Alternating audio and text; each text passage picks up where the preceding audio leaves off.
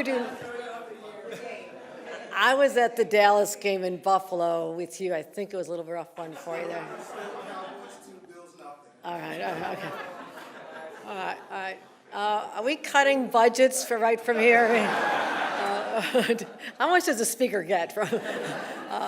Okay, love you all. Also, our state controller, who understands the money behind this budget and manages it so very well, our great controller, Tom DiNapoli.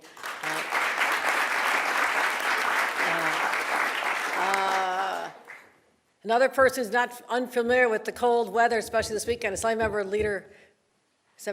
Minority Leader Will Barkley. A little rough up there in the North Country, but we got to Assembly Member Ed Roz joined us as well, Finance Chair Liz Krueger, Senator Tom O'Mara representing the Senate Minority, and all my other partners in government. 1 week ago, as you know, you were there, we proudly presented my common sense vision for New York State. The State of the State book outlined 204 policies, and at the time I put a spotlight on my top priorities: affordability, public safety, mental health, economic growth. Well, today we have the opportunity to walk you through how we bring that vision to life in our fiscal year 2025 executive budget proposal. Let me first say the number. This will be a $233 billion budget, accomplished without raising income taxes. And today, New Yorkers will learn about how we're presenting a solid, balanced budget without cuts or added burdens. Now, there is growth. State spending is up nearly $6 billion over last year. That's a 4.5% increase year over year, and across our major spending categories. This budget proves that you can have fiscal discipline and that can coexist with people-driven progressive policies. And we did it with a laser focus on the needs of everyday New Yorkers. Now, in the coming year, with our partners in the legislature, we're going to take on some of the stubborn issues, like crime, especially retail theft, domestic violence, hate crimes. We'll also rebuild our mental health system after decades of underinvestment. We'll focus on those with the most critical needs. And we'll keep our young people safe in school and online. And we're going to help our kids get ahead by going back to basics when it comes to reading, helping our kids learn to swim, and we're also going to focus on our moms and our babies, focusing on maternal and infant mortality. We'll also tackle out-of-control costs and protect New Yorkers' hard-earned money, all while making it easier for them to deal with affordability, medical emergencies, and even those who need insulin, that they can pay for it without having to break the bank. With unprecedented boldness, we'll ensure economic competitiveness, and we're going to lay claim to the future by making New York the global leader in AI research and development. These are the priorities. And New Yorkers expect us to fight the right fights for them while focusing on delivering common sense solutions. Now, what this means is we're going to be building on investments we made over the last 2 years in, for example, our infrastructure, and continue to combat climate change. But I'm also going to give New Yorkers some straight talk about our tough fiscal issues and how we're managing two of the largest drivers in our budget, including how we're sustainably investing in education and taking steps to control Medicaid spending while taking care of those who do need our help. And we're ready to share how we're ready to help tackle the humanitarian crisis that brought tens of thousands of migrants to New York City's doorstep.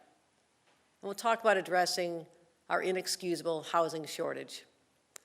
We talk about how we're taking care of New Yorkers, their health, but also the state's fiscal health.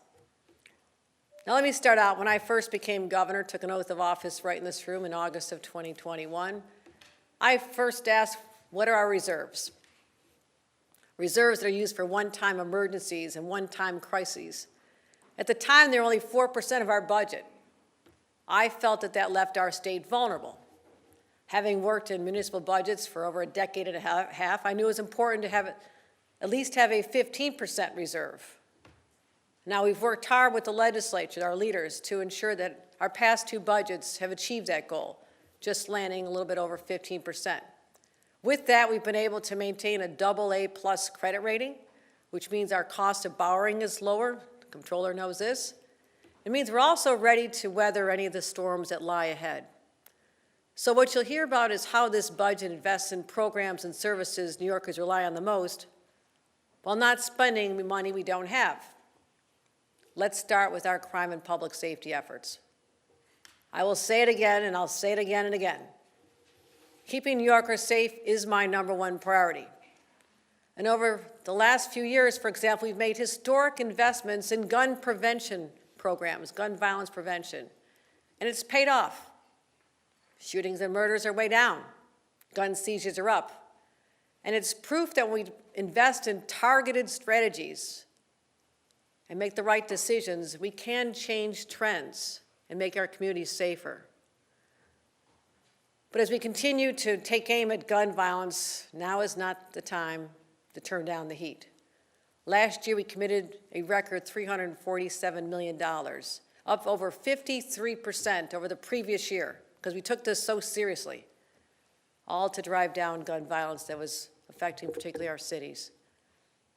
We were able to tackle every angle of this, from peacemaker programs, youth mentorship programs, additional resources for police and district attorneys as well. We were successful with those investments. Now we're zeroing in on other types of persistent crimes. #1, you're all hearing about it, no matter where you go. Retail theft. Even products in stores down the road here from our state's capital are under lock and key. This is not just New York City. Is it affecting everywhere? So to tackle retail theft for the first time ever, we're going to invest $40 million to establish dedicated teams with our state police, help our DA's offices and local police officers, and help them drive down this spike in retail theft. Secondly, domestic violence. We see headlines every single day of horrific murders and attacks, but these are more often committed by known partners, someone the victim knows, than by total strangers.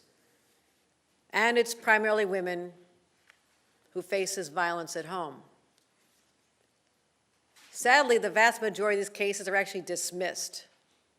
And most of the abusers are never prosecuted, so they go at it again and again. And that's why, in addition to support for survivors, my budget directs another $40 million to law enforcement and district attorneys for new tools to gather evidence, prosecute abusers, and help survivors rebuild their lives. Third area of crime we're going to tackle, hate crimes. We've seen such a huge uptick in the last few months, especially against Jewish and Muslim New Yorkers. Last year, working together, we invested $25 million to combat hate crime. And now, with the shocking escalation, more crimes since the October 7th attack by Hamas on Israel, we now feel the need to increase that support by $10 million more for a total of $35 million. This will all be used to protect our most vulnerable communities and strengthen security at organizations and houses of worship. In addition to crime, as I spoke about last week, mental health is also top of mind for our residents.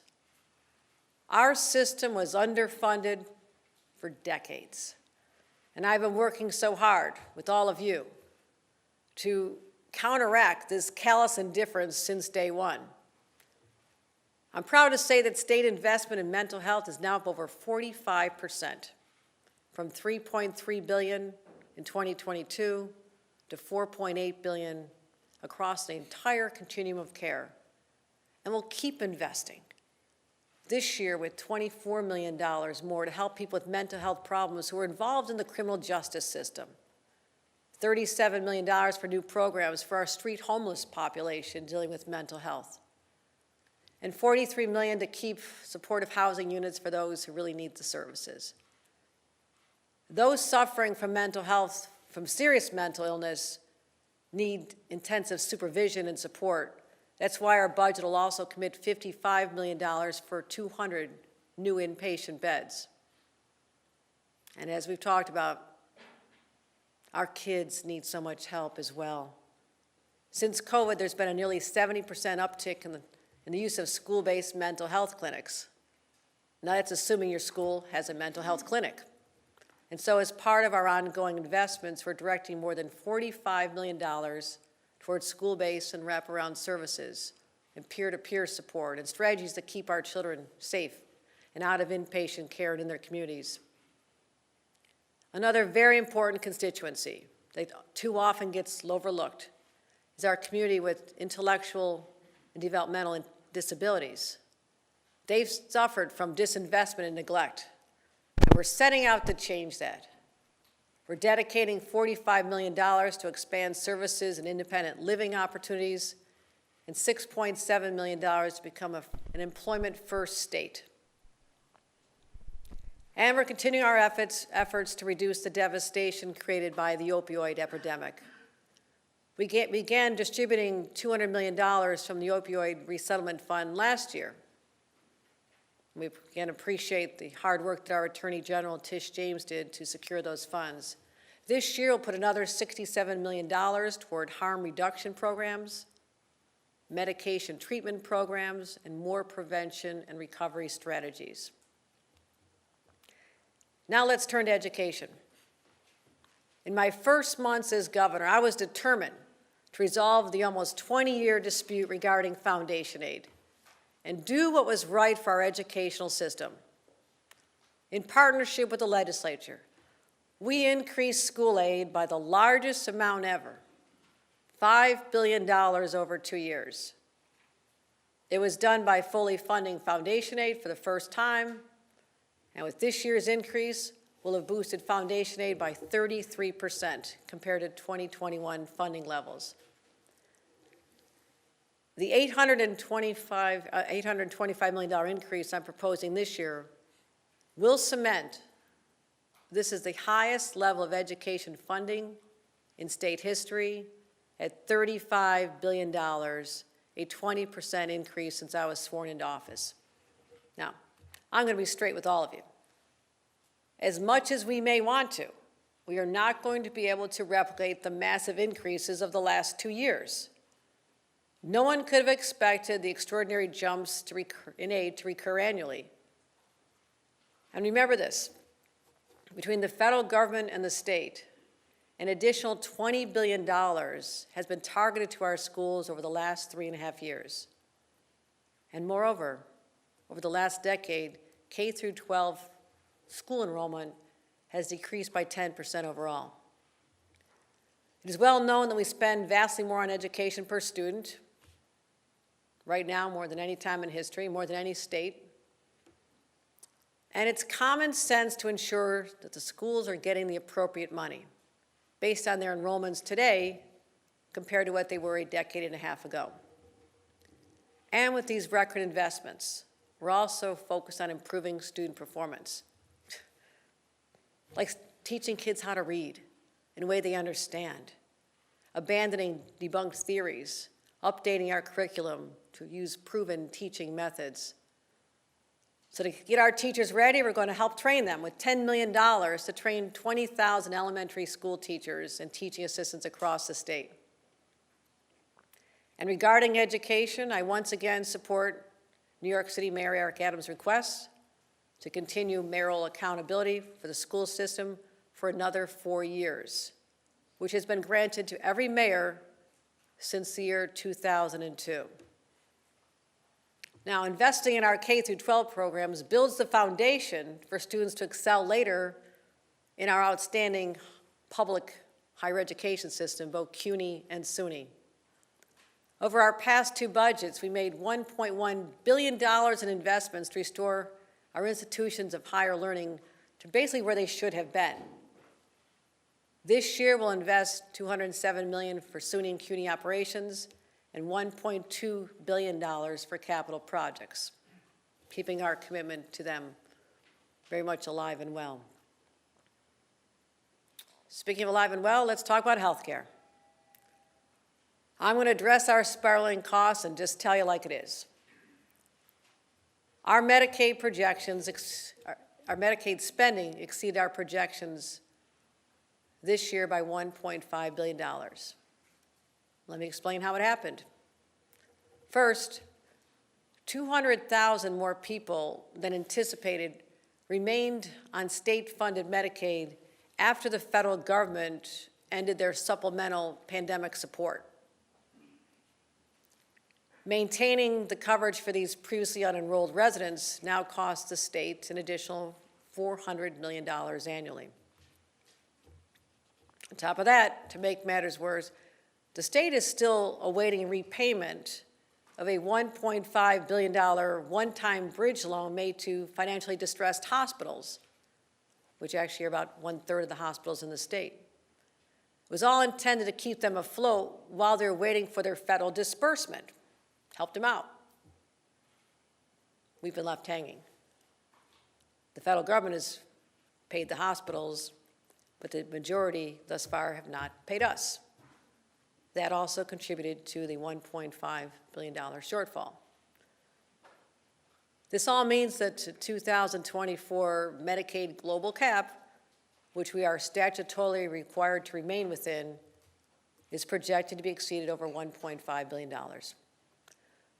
We're providing current year financial plan resources to manage it, but it just continues. The growth in our Medicaid obligations, what we have to pay out, increased 11% just since last year. Over the last 3 years, our Medicaid spending is up 40%, and we're trying to find ways now to save over $1 billion in Medicaid.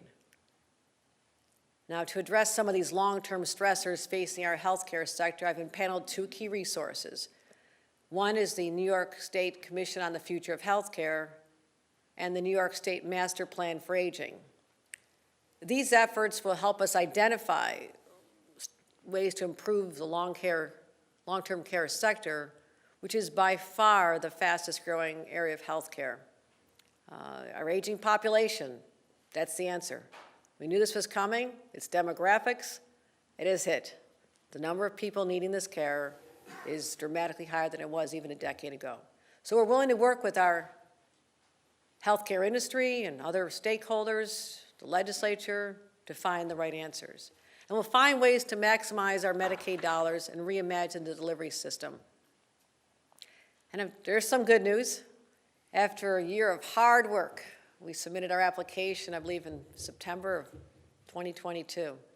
And teaming up with powerhouses like 1199 SEIU and the Somos Community Care, and alongside our congressional delegation in Washington, the Democratic members helped us, CMS and the Biden administration approved my request for a $7.5 billion New York Health Equity Reform Waiver. It's called an 1115 Waiver Amendment. This will leverage almost $6 billion in federal funds, coupled with $1.5 billion in state funds to support and protect our healthcare system. It'll help the safety net hospitals that are the lifelines of our underserved communities. It'll support our healthcare workforce from serious cuts. In addition to all that, we're taking on another challenge where many states have not gone before. We're taking on rare diseases. This will help the 1 in 10 residents who suffer from these afflictions across the country and in our state, because we think now is the time to finally give them some hope.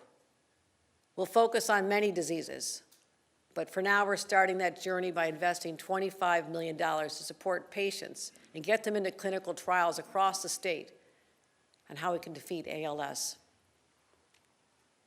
You know, the health of our economy deserves our energy and attention as well. That's why I spoke earlier about building the economy of the future and a bridge to the middle class and beyond in my State of the State address. Part of the strategy is to make New York the global leader in AI research and development, and to plant our flag, put down our marker. My budget includes a 10-year total of $275 million investment to create the Empire AI Consortium, which will harness the power of these emerging technologies, which will improve society and create great paying jobs. And we'll begin this year with $50 million from the state, and already have $125 million committed from the private sector and university partners. And right here in Albany, we're also allocating $500 million in capital to establish the International Hub for Advanced Chip Research at Albany Nanotech. There's a reason why Micron decided to come here, investing $100 billion, creating 50,000 jobs, because they know we're not afraid to seize these opportunities to establish New York's preeminence in the industries of the future. A trained, motivated workforce always sets us apart. It's what we're known for. And we'll continue that tradition with $200 million to create 4 workforce development centers in strategic sites to support these industries upstate, most likely along the Thruway corridor. This is how we meet the needs of the 21st century. We also have to continue investing in infrastructure and transportation systems, which had been neglected before I took office. Our fiscal year 25 budget allocates $7.9 billion in state operating aid to the MTA, which last year, and I want to thank our legislators again for working so closely and so hard with us to save the MTA from the looming fiscal cliff a year ago and keeping New York City economy and its way of life on track. Transit systems across the state are supported with upstate receiving $323 million and non-MTA downstate receiving $551 million, all a 5.4% increase. And this budget aligns with our record 5-year DOT capital plan, providing nearly $7.6 billion in planned funding. That's a lot of jobs, it's a lot of projects, it's how we move forward. We also want to deliver the kind of transformative change that can remake communities and improve lives. This budget includes progress on initiatives I announced last year, including the $45 million to advance design for the Interborough Express to connect residents from Jackson Heights to Bay Ridge with new transit options. We're going to expand the 2nd Avenue subway westwards with $16 million this year to facilitate a feasibility study and the engineering needed to build 3 new subway stops. You know, with our investments in AI, high-tech manufacturing, infrastructure, there's one thing that's crystal clear. There's no stopping New York. Let's talk about something that's really personally important to me, our climate goals. As a mom, as a grandma, we all have to be focused on the future that we're leaving for our children. We are so proudly saying that we are the most ambitious in the nation with our goals. We've committed to take decisive action, the legislature, this administration. We have to do it to meet the scale and the urgency of the climate crisis, all while growing our economy and protecting our consumers. This year, we're investing $47 million to plant over 25 million trees across the state by 2033. I might be calling on all of you to join me on Arbor Day to plant a lot of trees. That's a big goal. We're also continuing to invest in transition to clean energy, using our $4.2 billion Clean Water, Clean Air, Green Jobs Environmental Bond Act, using those funds. This year, we're committing $400 million for the Environmental Protection Fund, $100 million for a Superfund cleanup, and $500 million for clean water over the next 2 years. And to protect our communities from floods, whether it's the Hudson Valley, the Southern Tier, Long Island, we're investing $435 million into resiliency projects. That's not the only way we're looking out for homeowners. As we talked about, you saw that terrible coastal flooding on Long Island this past week, wiping out beaches, putting people's homes in harm's way. And that's where we're investing $250 million of the funds for a voluntary buyout program for families to help them move to safer ground. And then we'll transform these areas into resilient natural habitats to protect these communities. Talk about protecting communities and protecting lives and water. Tragically, drownings have reached record highs in recent years, claiming over 230 lives in 2021 alone. Black and brown communities are at greater risk due to decades of disinvestment in even building swimming facilities or giving free or low-cost swim lessons. So to right this wrong, we're proposing $160 million to build new pools, hire lifeguards, increase swim lessons, and expand these opportunities all over the state. So we're taking action with common sense solutions that are simple, easy to implement, just like those. But the truth is, we can't spend like there's no tomorrow, because tomorrow always comes. And some will say that by increasing our budget by an extraordinary $4.5 billion is not enough, that somehow this increase is actually a cut. Let me tell you, it's not. A 4.5% increase is simply not a cut. The truth is, sizable deficits are projected in coming years, and our discipline now will keep us out of a deeper hole in the future. And yes, I know, it's a lot more pleasant to say yes to everybody, but now we're called upon to make the tough decisions. And there are significant challenges.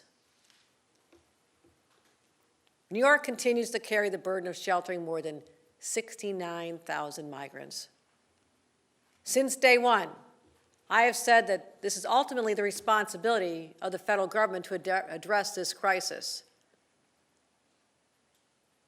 Congress, the House of Representatives in particular, and the White House must remain at the negotiating table until they restore the rule of law on our border, fix our asylum system, and provide relief to states like New York, who've been shouldering this burden for far too long.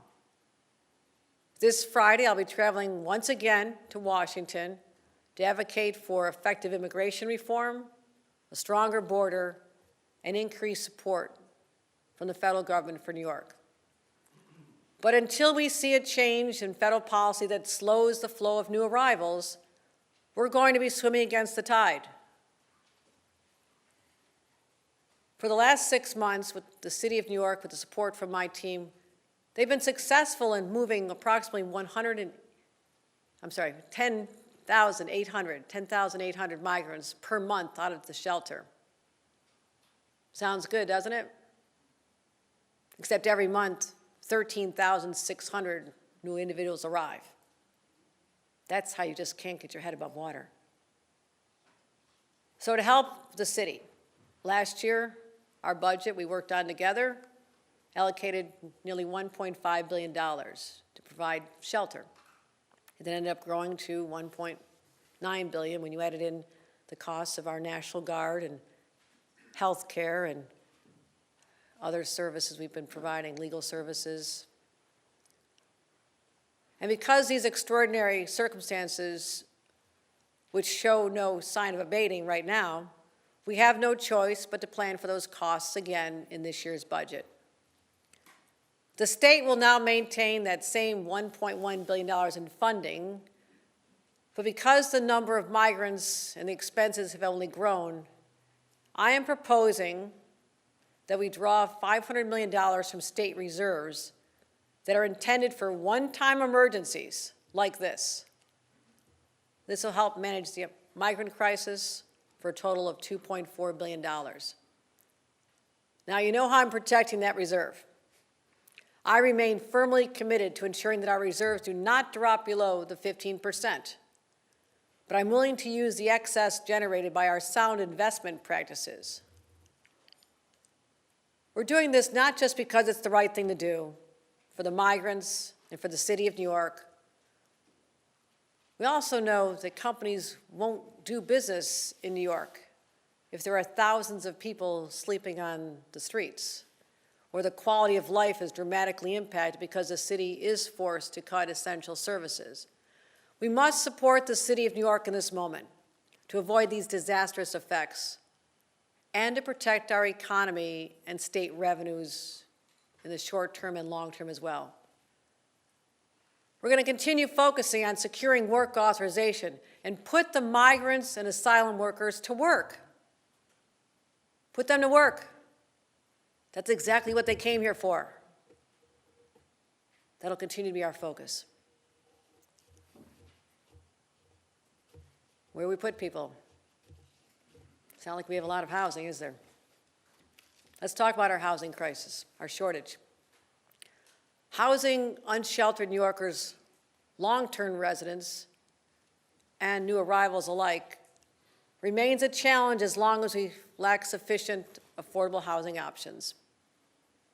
Even federal vouchers are meaningless if there's no available apartment inventory. At least 10,000 individuals right now, individuals and families, are in New York City homeless shelters holding on to a housing voucher, and they can't find an apartment anywhere. When I presented a transformative housing plan last year, a lot of the members of the legislature said they wouldn't support it. Others said they wanted local control for housing decisions.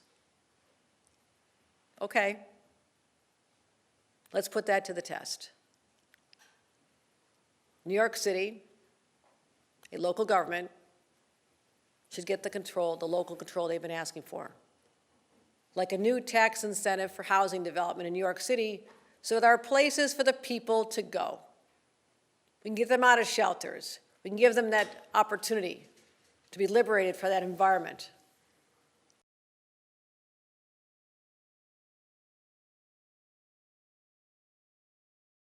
No affordable housing being built. I want the housing components of those projects. Incentives for converting office buildings to housing. Why not? The alternative is vacant or underutilized buildings in the heart of New York City.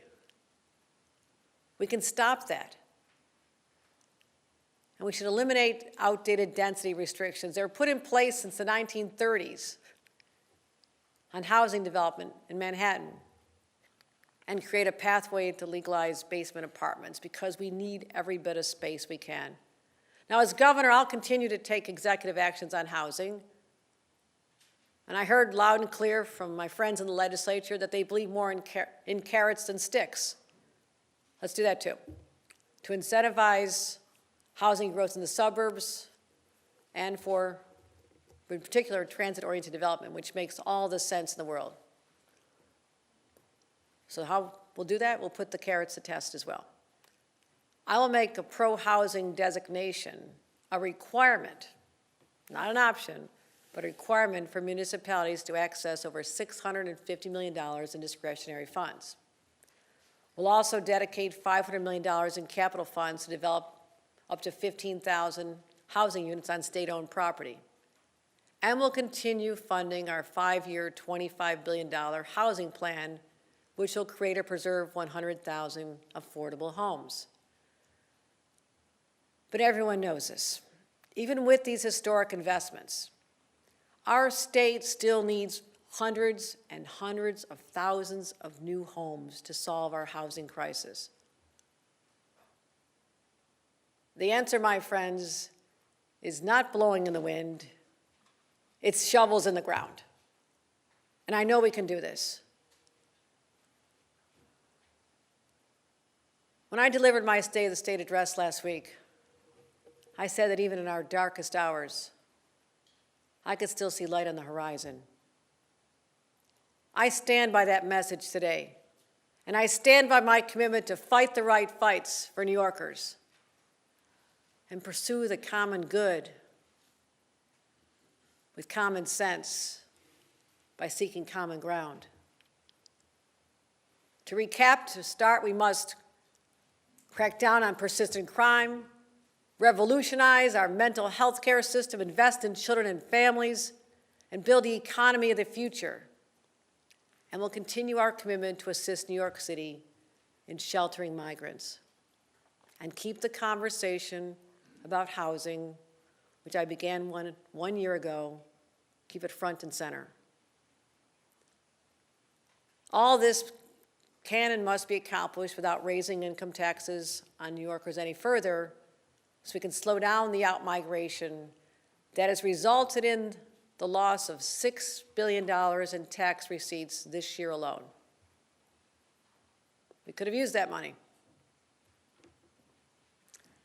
But don't forget that this executive budget that I presented today comes on the heels of 2 years of unprecedented, incredible growth, which corrected years and years of underinvestment in everything from education to healthcare to mental health. When we made those historic investments, hardworking New Yorkers understood, and I was clear in saying, that they are one-time infusions of funds to right the ship and were never intended to be recurring expenses. And despite that some will loudly protest that they see an increase, it's not really an increase, but a cut, they'll be wrong. New Yorkers doing their bills at the kitchen table understand this. They know what it's like to make hard financial decisions for their family's long-term well-being. Some of these conversations will be hard. We'll have to compromise. We'll have to collaborate. But ultimately, we will make those decisions. We'll do it together. And I know together as my partners in the legislature that we can get this done. Together, we'll build our New York, our future. Thank you.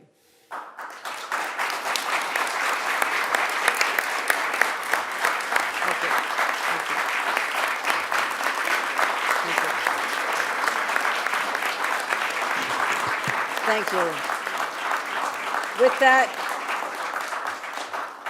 Budget Director Blake Washington, who is the star of the hour, the weeks, the months, the year, will be answering more detailed questions from the press. So with that, we'll adjourn and reconvene very shortly to answer more questions directly.